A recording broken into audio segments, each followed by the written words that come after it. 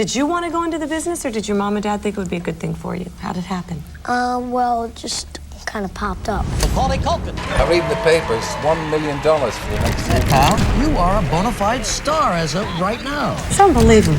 He was the highest paid child actor ever. What is it like to be a star? You're a hot property at the moment, aren't you? Reportedly making $8 million per film at his Just peak. getting used to everybody recognizing you? Yeah, kind of. Have you ever been home alone? Do you still see your old buddies? I really couldn't remember a time where there weren't people in the bushes with cameras. There's like a mystery around you. There's no one here. So I decided to tell my mother, tell my representatives, tell everybody that I don't want to do this anymore. So you retired when you were how old? 14. 14? How many 14-year-olds wouldn't love to retire? People are always struck at how normal I am. Whatever happened to the kid from Home Alone? Family Gosh, sucks. Did you have an essay up there? I don't want to see worked when you were young? I didn't want to see Not you really, again for the rest no. of my whole life. No. Is it fun? Do you like the job of acting? You think you might want to do this forever? 1980, New York City. Macaulay Culkin was born to parents Christopher Kit Culkin, a road traffic controller, and Patricia Brentrup, a telephone operator. Mac and his family lived in a small apartment in the Yorkville neighborhood of Manhattan, where, as one of 7 children, things were often crowded. Is it nice to be part of such a big family? It's okay, you know. You have to try to take care of them like. We have a baby crawling around. We have like the dumbest one hitting that baby. They have me in my room going, TV, oh no. So you had 6 brothers and sisters, right? Yeah, I'm third of 7. We grew up in a 1-bedroom apartment. Pretty much 9 people, 7 kids and 2 parents, so. What the hell were they thinking? That's exactly the phrasing I said to her. Mom, what the hell were you freaking thinking? And what'd she say? She kind of just, I like kids. But 7? Believe me, they couldn't even afford one. We lived on top of each other, you know, so they were literally stacking us. Like, they were like stacking bunk beds. But yeah, it was a good time. Like, we were a close-knit family because of that. Just no such thing as privacy. What happens when the young man gets the whole house to himself? See, he takes advantage of it. He bounces on the bed with his shoes on, eats popcorn, puts in ice cream with cream, sprinkles, cherries, marshmallows. Were you the kind of kid that begged your parents to let you perform? No, I wasn't like one of those types. I mean, of course, I was always trying to get as much attention as I could possibly get. It was fun. It was fun. But I was only 6. I mean, what better do you know? I remember I was just a normal kid in the neighborhood. Would you say your life is fairly like a, I don't know, ordinary kid? Yeah, I hang out with my friends, ride a skateboard, I play Nintendo, watch TV, stuff like that. Just a normal kid in the neighborhood. Just a normal kid, but an opportunistic father had other things in mind. Macaulay Culkin was in the right place at the right time, and his entire life was about to change. Forever. Did you want to go into the business, or did your mom and dad think it would be a good thing for you? How did it happen? Well, it just kind of popped up. Like, my friend, she was the stage manager. They needed a 6-year-old kid. Well, I was 6 then, so I went over, auditioned, and got that play. People saw me, like, directors and stuff like that saw me, so I auditioned, and I got, like, movies and stuff like that. It's unbelievable. What was the first film you were in? It was called Rocket Gibraltar. Rocket Gibraltar? Yes. It's a space movie. It's just this movie about, like, this grandfather wanted a Viking funeral, so all these kids found this boat named Rocket. Yeah, it's a nice movie. It's a nice movie. Did you read the script before you played your part? No, my dad does. And what did he tell you about it? Oh, he just tells me what the story's about. Now, what about all the publicity? It's okay, you know. Everyone treats me the same. So what's your next project? Who are you?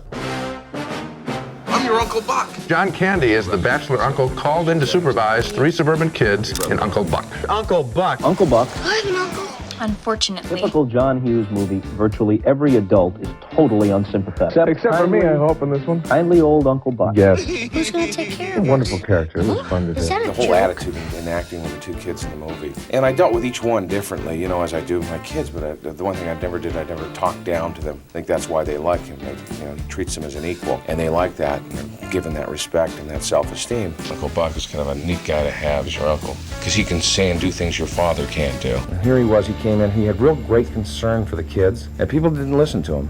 John, I think he has a knack with those scripts, and he's got a knack for the dialogue, you know, what's going on today. It's interesting, because the whole picture, to me, always, was really just communication, and who's listening and who's not to each other. I want to talk about how you move from teen characters in movies to the preteen characters and little kids and become one of the most successful producers of children's movies. Is there any particular philosophy that led you in that direction? I remember what it was like to be 9. I did Uncle Buck. Macaulay Culkin was in the movie, and I really had fun working with a boy. It's one age group I'd never worked with. So I finished the movie, I was editing it, and we tested the picture, and they loved Mac. And so I said, well, I'm going to put more of his scenes back. I had the idea for Home Alone. Mac, that'd be good. What if I did a movie that starred a 9-year-old? He'd let him carry the whole movie.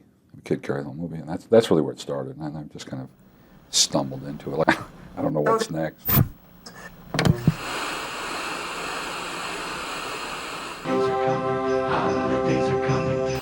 Here's the #1 box office guy.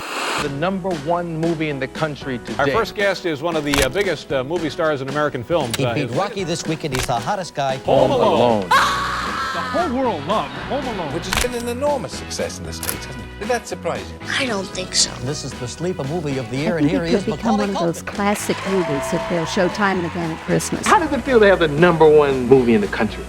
It's great. Wow, so this is like a bonanza for you and your family, isn't it? Yeah. He's terrific, the kid. He's just a kid. He knows everything. He still turns around with this big friendly smile. He said, this is me in a 2-shot. He had a beautiful face. He had a great sense of comedy. Macaulay was fun to work with. I mean, he always joked around, play around with the crew. I mean, he knows all the lingo, you know, he's great. He's really smart. He's had it with the interviews. It's amazing that he could pull off 1 or 2 interviews at his age. He'd just be out going crazy. I think he even liked to do their jobs if he could. Now, what should I do here? Do a dollar shot. Really? Yeah. Okay. Yeah. And what about after this? I mean, this is it, pal. You are a bona fide star as of right now. This thing took off like a rocket. You happy about this success? Yeah. Yeah. It's all in a day's work, isn't it? It's like your whole life is accelerated. Macaulay Star was rising. Now with a $400 million film under his belt, the film work was rolling in. It seemed there was nothing he couldn't do. That is, of course, finding the time to be a kid. Who's your agent? Because we could use him, I'll tell you. And you live right here in New York City? Yes. And how old are you? 10. This young man is 10 years old. You go to school? Yes. It's one of those pretend schools, though, Yes. isn't it? Because you're not really in class with the other kids, are you? Yeah. You're just hanging out on the set, probably smoking. Were you smoking? How are people with you on the street now when they meet you? Is Macaulay Culkin around here? Oh, right now they recognize me more, but now I just wear a hat and walk with my head down. How did other kids treat you? Was it weird? You're just getting used to everybody recognizing you? Yeah, kind of. I remember I was just a normal kid in the neighborhood, and it came out, and within like a week or two, all those kids in the neighborhood that I used to hang out with were appearing in my window. I want to go to the arcade, and I just want to play video games. And it just all hit very fast. So I put on a hat, just walk down, or play the video game. I tried to fight it. I tried to fight it for a long, long time. Like someone would say, "Oh my God, that's the kid from Home Alone," and like, "You're scaring him." I've tried locking myself, not leaving my apartment, and that's not healthy. So they think, "Oh, I'm just so scared of them." Yeah. You stayed in your room and watched television. Oh yeah, I did that a lot. I did that for a couple of years. I did that. Really? Yeah, and I was perfectly content doing it. So what's your next project? I'm working on Only the Lonely. Only the Lonely sounds like a big movie.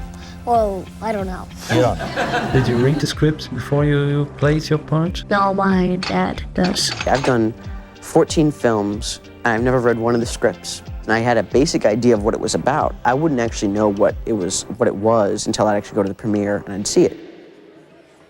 We'd study the lines the night before. You go and out your there father? say it. Yeah, study the lines, go out there, and then just do it. That was the cycle. I remember I went up to my father and I asked him, I said, I think I need some time off. I'm really, really exhausted.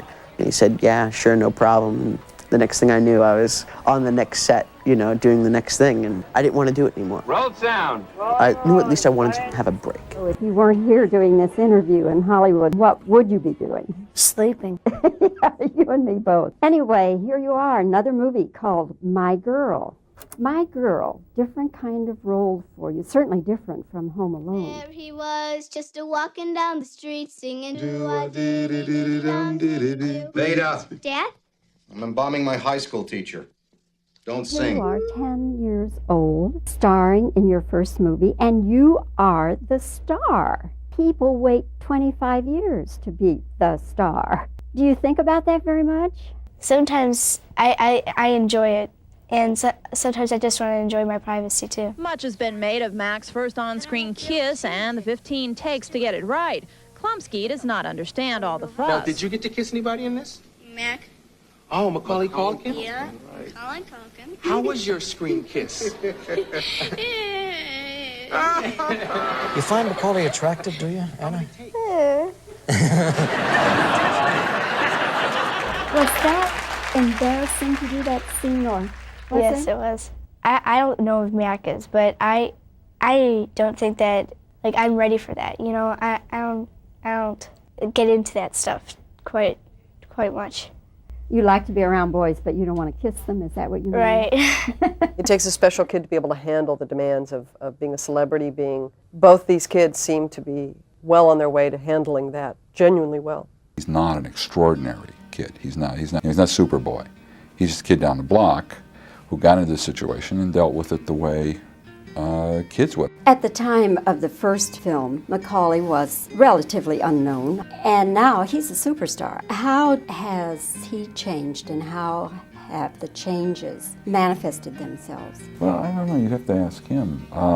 He ain't talking. Then I suppose it's not affecting him too much. You know, just because he's 12 doesn't mean he's exempt from the good or the bad of any actor's life. You know, he's still going to have the same kind of restrictions and the pluses and the minuses of being an actor. So I have no concern about Macaulay. I don't think he's going to be one of those kids who goes off and robs a video store or something. I don't think that's going to happen. He's always up and ready to go to work. Always comes prepared. Always is ready to work. Always is ready to perform. He's like a real kid, so he wants his free time. He wants to spend his time with his brothers and sisters. And My Girl deals with the subject of death.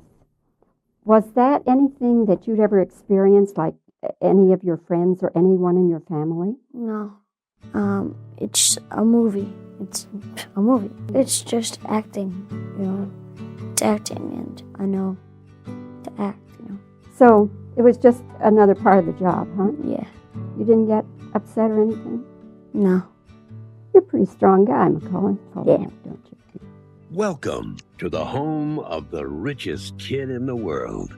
The home of Richie Rich. He had everything a boy could want. You're an outsider. You have been most of your life. My next question is, Mac, are you a misfit? Am I a misfit? I think I've always had a hard time, sometimes fitting in. It was hard for me to communicate, talk to people my own age, especially when I was younger. I got to go off and make a film, and I got to go off and do a press junket, and they've never even heard of what a junket is. It makes you a big target when you're 10 years old. Poor kid! Poor kid! What are you talking about? He's the richest kid in the world! I think it bothers him a little bit. Sometimes he'll hide almost. He'll try to take a shortcut or something away from other people. You think you'll get to that stage? I might, but I hope I won't. In some ways, you get envious of all the success. In other ways, you're jealous. I feel that I got to experience a lot of things that seem mundane to me now that you never did. I really couldn't remember a time where people weren't gawking at me and there weren't people in the bushes with cameras and stuff like that. It's one of my friendships that people question only because of the fact that he was the most famous person in the world. I was a peerless person. I was nobody else in my Catholic school even had this much idea of what I was going through. He was the kind of person who's been through the exact same thing. I wanted to make sure that I wasn't alone. Okay.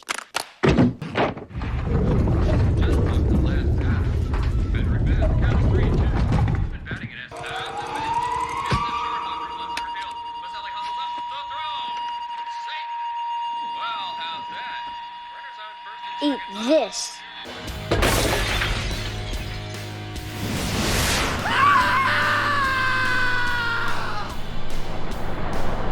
I'm afraid your father's going to be very upset when he gets back.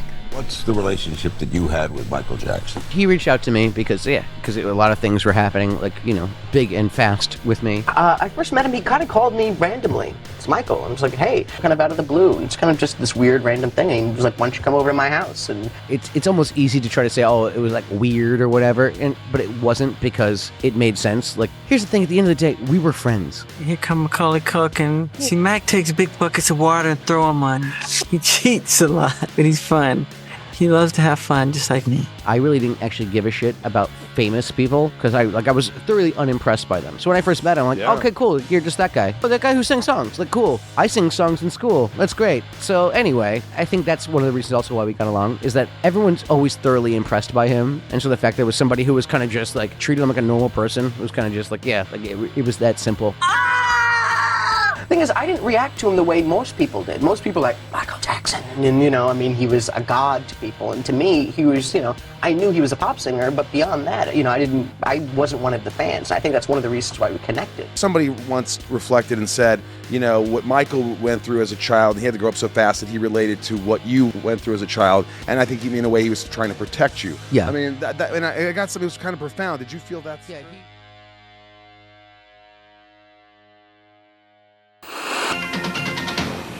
Hi, Macaulay Culkin here.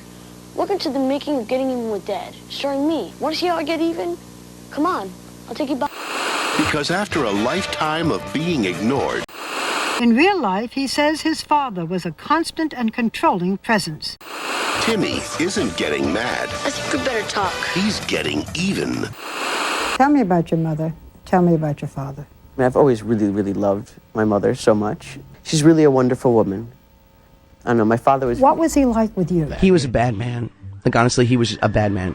After I did Richie Rich, my father and my mother finally called it quits, which was one of the best things that ever happened. I was able to actually, like, walk away from the business. Your father was described as the father from hell. I remember him sitting on the phone, screaming his head off. And it was just the way my father was, so I just kind of accepted him. But how did that dislike manifest itself when you're 8 years old? He would deny me certain things. I was sleeping on the couch. It was one after the other, one after the other. Never really had a full summer vacation, stuff like that. Was there some point in your life where you went, hey, wait a minute, I think my dad's going too far here? I can show you all my scars if you want to. I went off somewhere for the weekend, and I didn't tell him. He got angry with me and gave me a nice swipe across the cheek. I just went down, and then he told me to get up. And I looked at him, I was like, I'm not gonna fight you. He gave me another one. My brother had walked into the apartment or something like that, and, you know, F you, I'm gonna, you know, and I closed my door, locked it, called the cops on him. And I just wanted him to know that I wasn't going to let him get away with those kind of things anymore. He was trying to do everything, you know, I don't think he knew how many bridges he was burning at the same time. I don't want to do this anymore. I want to go to school. I want to make friends. I want to do my thing. Call it retirement. Call it whatever they wanted. Literally, I was hoping to disappear off the face of the earth. How are you going to disappear? When I quit, I just basically said, you can have it. You can have the Macaulay Culkin. You can have that image, and you can control it, and you can say whatever you want with it. My mom or my dad or the newspapers, whatever, because I didn't care. It wasn't mine, and I was never going to do this again. I was never planning on acting or going back into this ever again. I figured that people would forget about me. And if I just locked myself in a room for long enough and grew up, I figured people would just forget about that kid. I just was like, I'm done. I'm done, guys. Like, I hope you all made your money, because there's no more coming from me.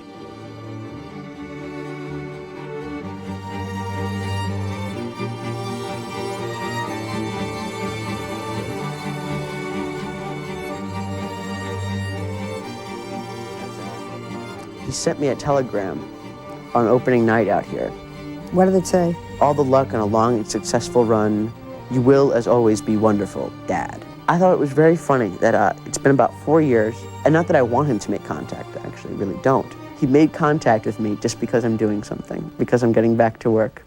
And that says a lot about a person.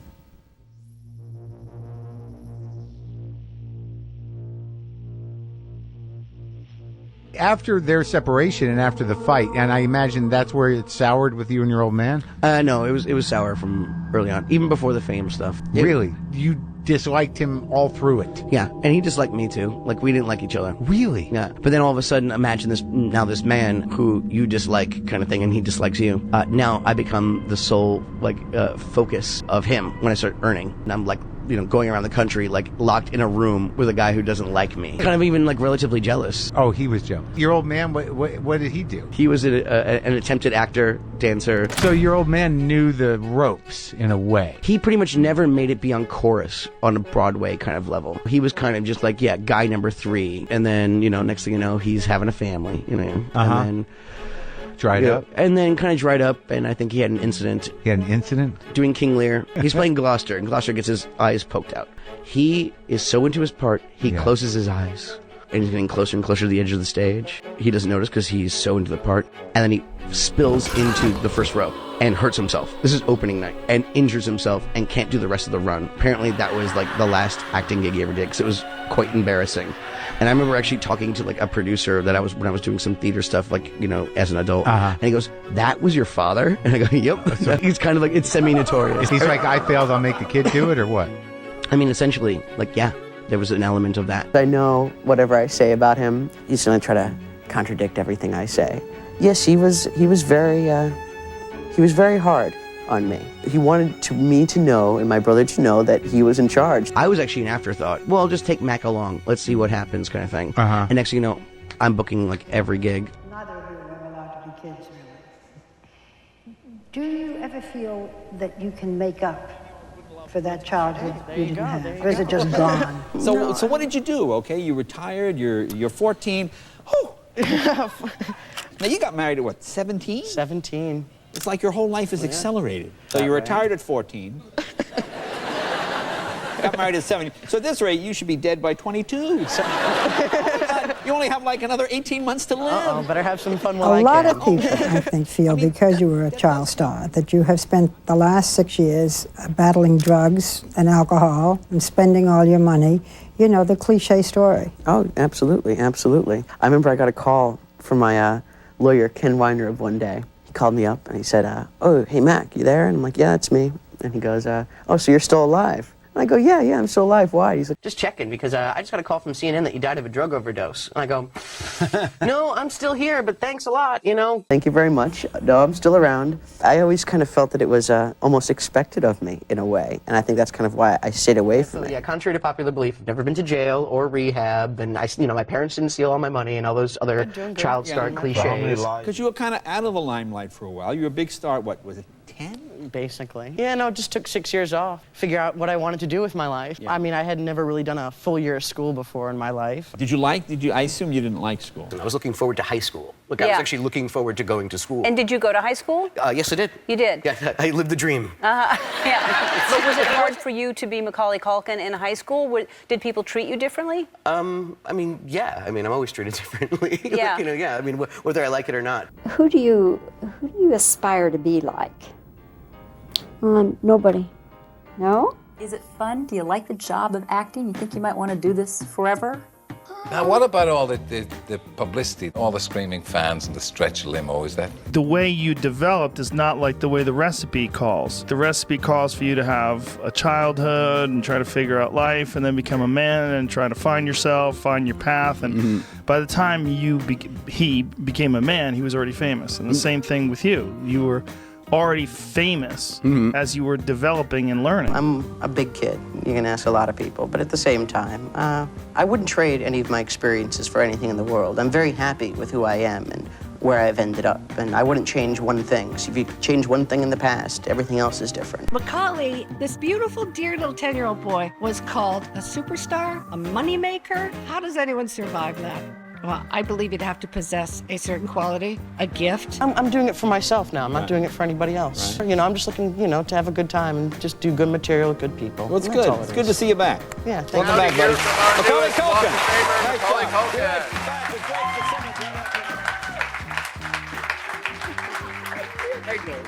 Hey, everyone. Thanks for having me.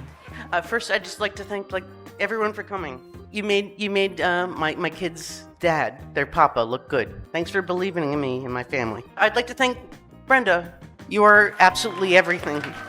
You're my champion. You're the only person happier for me today than I am. You're not only the best woman I've ever known, you're the best person I've ever known. Giving me all my purpose, giving me family, and after the birth of our 2 boys, you become one of my 3 favorite people. You're somewhere in there. I love you. I love you so much. So yeah, to wrap things up, and in the spirit of the holiday season, I just want to say, Merry Christmas, you filthy animals.